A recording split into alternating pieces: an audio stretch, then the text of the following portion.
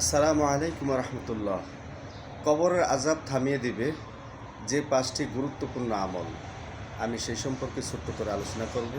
আপনারা আমার ভিডিওটি একটু দেখবেন এবং ভালো লাগলে শেয়ার করবেন আর আমল করার চেষ্টা করবেন। ইনশাআল্লাহ আল্লাহ রাব্বুল আলামিন আপনাকে এই উসিলায় কবর আজাব মাফ করে দেবেন।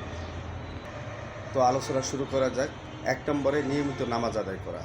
যে ব্যক্তি নিয়মিত নামাজ আদায় করবে, আল্লাহ রাব্বুল আলামিন কবরের মধ্যে ডান দিক থেকে নামাজ ঢাল হয়ে দাঁড়িয়ে যাবে। কবরের আজাব থেকে বিরত রাখার জন্য ডান দিক থেকে নামাজ দাঁড়িয়ে যাবে ঢাল স্বরূপ হিসাবে। 2 নম্বরে রোজা রাখা। রোজা রাখা হাদিস শরীফে আছে, রোজা কিয়ামতের দিন কবরের আজাব থেকে বান্দাকে ঢাল স্বরূপ দাঁড়িয়ে যাবে।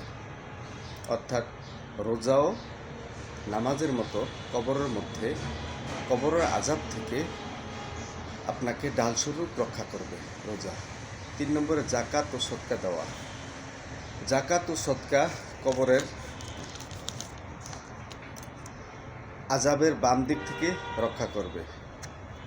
জাকাত হলো যেটা আপনার মাল নেশাব পরিমাণ মাল হয়েছে সেই মালের জাকাত আদায় করা। আর সদকা হলো আপনি কিছু দান সদকা করলেন, আপনার সঞ্চিত সম্পদ থেকে জাকাত ফেতরা বা অন্যান্য হুকুম আহকামের পরে আপনার কাছে যে টাকা পয়সা থাকে সেটা গরিব মিসকিনকে সাহায্য করা, সদকা করা, সেটা হলো সদকা।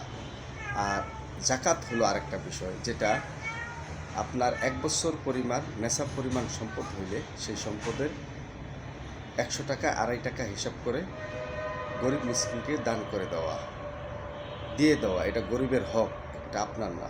আর জাকাত দিলে সম্পদ বাড়ে, কমে না। এটা আল্লাহ রাব্বুল আলামিনের ওয়াদা এবং রাসূল পাক সাল্লাল্লাহু আলাইহি ওয়াসাল্লামের হাদিস।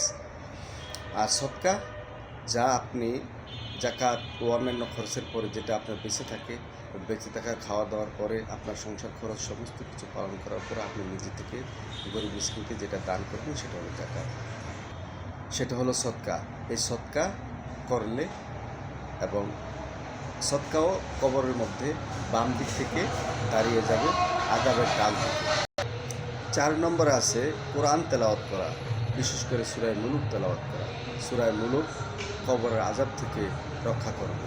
কোরআন শরীফ তেলাওয়াত করা অনেক নেকের কাজ, শিক্ষা দেওয়াও অনেক নেকের কাজ, শোনাও নেকের কাজ।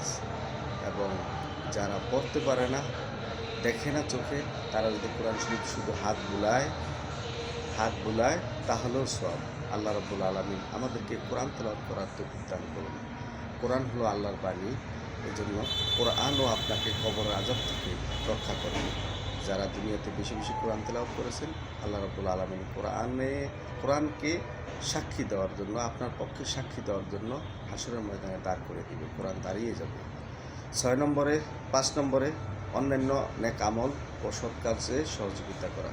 অন্যান্য যে নেক আমলগুলি আছে, মানুষের সাথে ভালো ব্যবহার করা, সুন্দর আচরণ করা, পাড়া প্রতিবেশীর সাথে সুন্দর সম্পর্ক রাখা, আত্মীয় সত্তার সম্পর্কে সুন্দর সম্পর্ক রাখা এবং কলিগদের সাথে, পাশের কলিগ আছে কলিগদের সাথে সুন্দর আচরণ করা, পশু পাখি অন্যান্য জীবজন্তুর সাথে ভালো আচরণ করা, এটাও অন্যান্য এবাদতের মধ্যে পড়ে, ফরজ এবাদত ছাড়া।